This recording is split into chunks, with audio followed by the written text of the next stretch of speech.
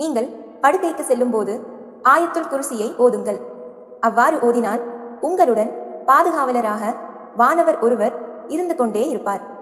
காலை நேரம் வரும் வரை ஷைத்தான் உங்களை நெருங்க மாட்டான் என்று நபி ஸல்லல்லாஹு அலைஹி வஸல்லம் அவர்கள் கூறினார்கள்.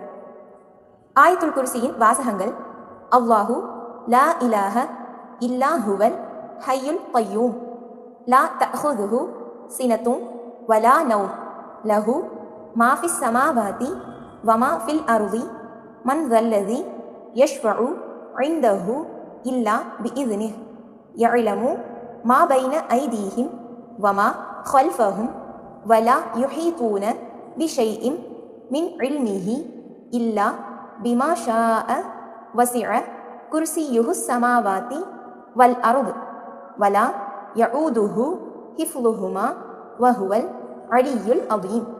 இதன் பொருள், அல்லாஹ்வை தவிர வணக்கத்திற்குரியவன் யாரும் இல்லை. அவன் என்றென்றும் உயிருடன் இருப்பவன். அவனுக்கு சிறு உறக்கமோ ஆழ்ந்த உறக்கமோ ஏற்படாது. வானங்களில் உள்ளவையும் பூமியில் உள்ளவையும் அவனுக்கே உரியன. அவன் அனுமதித்தால் தவிர அவனிடம் யார்தான் பரிந்து பேச முடியும்?